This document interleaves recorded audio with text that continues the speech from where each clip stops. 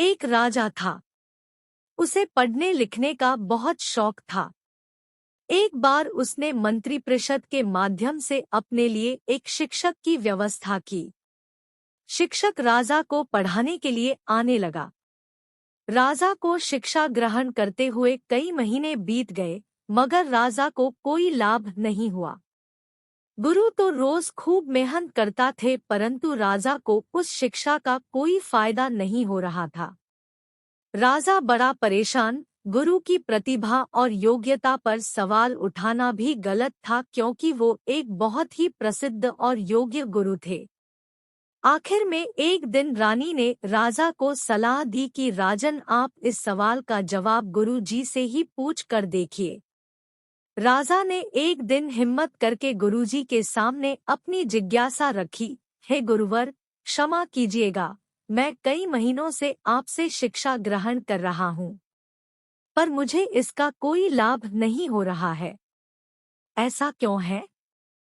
गुरुजी ने बड़े ही शांत स्वर में जवाब दिया, राजन, इसका कारण बहुत ही सीधा सा है।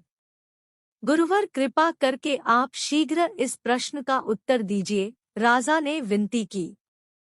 गुरुजी ने कहा, राजन, बात बहुत छोटी है, परंतु आप अपने बड़े होने के अहंकार के कारण इसे समझ नहीं पा रहे हैं और परेशान और दुखी है। माना कि आप एक बहुत बड़े राजा हैं। आप हर दृष्टि से मुझसे पद और प्रतिष्ठा में बड़े हैं, परंतु यहाँ पर आपका और मेरा रिश्ता एक गुरु और शिष्य का है। गुरु होने के नाते मेरा स्थान आपसे उच्च होना चाहिए, परंतु आप स्वयं ऊंचे सिंहासन पर बैठते हैं और मुझे अपने से नीचे के आसन पर बैठाते हैं।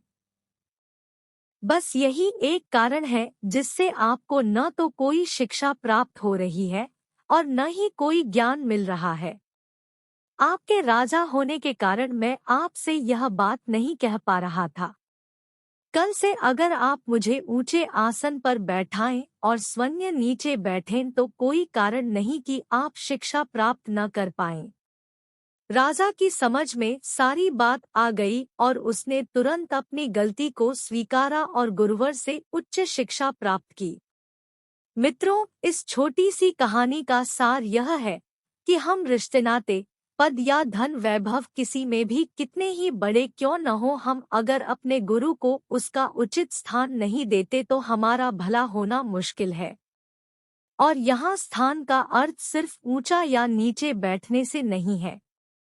इसका सही अर्थ है कि हम अपने मन में गुरु को क्या स्थान दे रहे हैं। क्या हम सही मायने में उनको सम्मान दे रहे हैं या स्वयं के ही श्रेष्ठ होने का घमंड कर रहे हैं?